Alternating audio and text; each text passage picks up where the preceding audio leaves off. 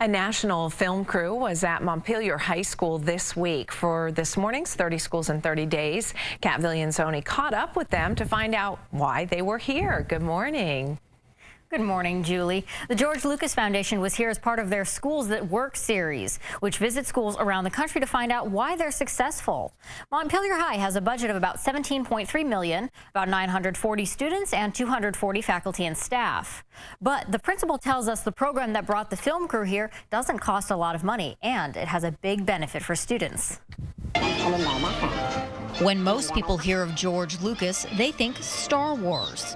But instead of his crews filming this,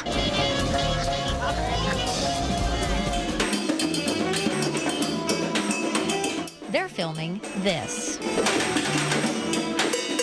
It's one of the recess periods at Montpelier High School, a quick break where students can recharge before heading back to classes.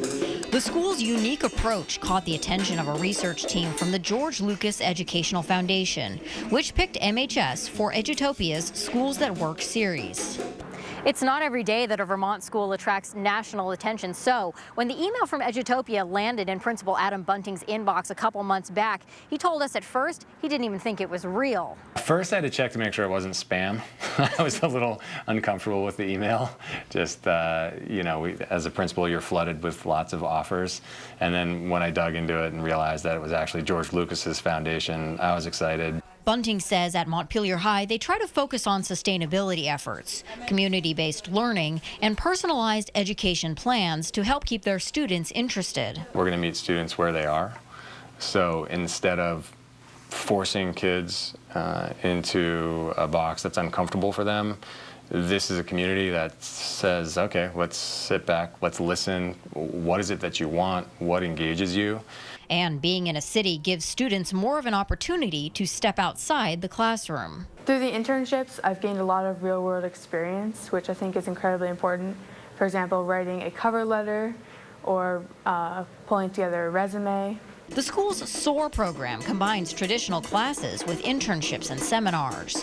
The director from the Lucas Foundation told us they're trying to capture what these students are doing so that other schools can try their ideas. I was nervous when they told me that Edutopia was going to follow me around for a day, but I was pretty excited, and I'm really proud of this school, so I was excited to be able to show it off nationally. This is actually, as far as stationary bike technology is concerned, this is kind of novel, dismembering a chair. Teachers got to showcase their students' talents too, like this bike that grinds wheat grown in the school's gardens. Kids were learning about engineering. They were trying to problem solve through, mechanical hang-ups, and as well as learning about gear ratios and forces.